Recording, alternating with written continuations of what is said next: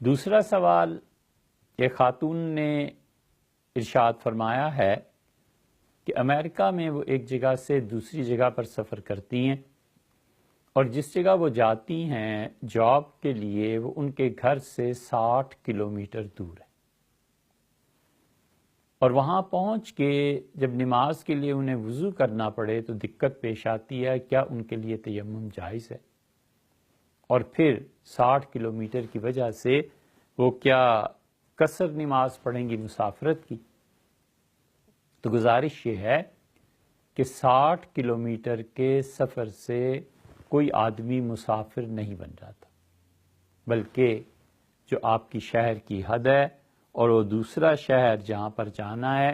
ان کے درمیان 80 کلومیٹر کا فاصلہ کم سے کم ہونا چاہیے، تو 80 کلومیٹر کے فاصلے سے مسافر قرار دیا جاتا ہے۔ چونکہ آپ کر رہی ہیں 60 کلومیٹر کا سفر، تو آپ اپنے گھر سے نکلیں اور 60 کلومیٹر آپ نے طے کیا اور پھر شام کو واپس آ گئیں، تو آپ مسافر نہیں ہیں، آپ مقیم ہی۔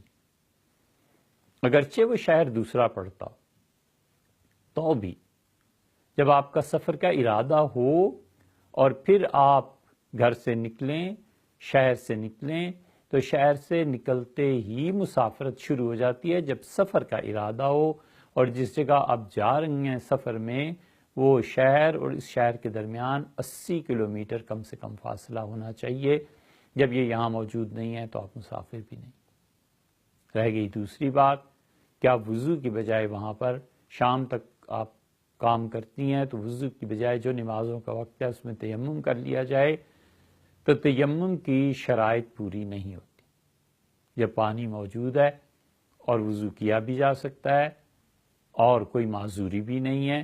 تو محض یہ معذوری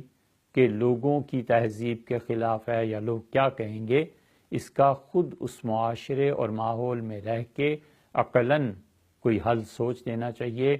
کہ کس طرح پاؤں دھوئے جائیں اور کسی پہ اثر بھی نہ پڑے اور کوئی اسے برا بھی نہ مانے۔ یہ سب چیزیں انسانی عقل پہ ہیں کہ انسان کیسے اس ماحول میں اپنے آپ کو ایڈجسٹ کر سکتا ہے۔ شرعاً تیمم اس کو جائز نہیں قرار دیا جا سکتا۔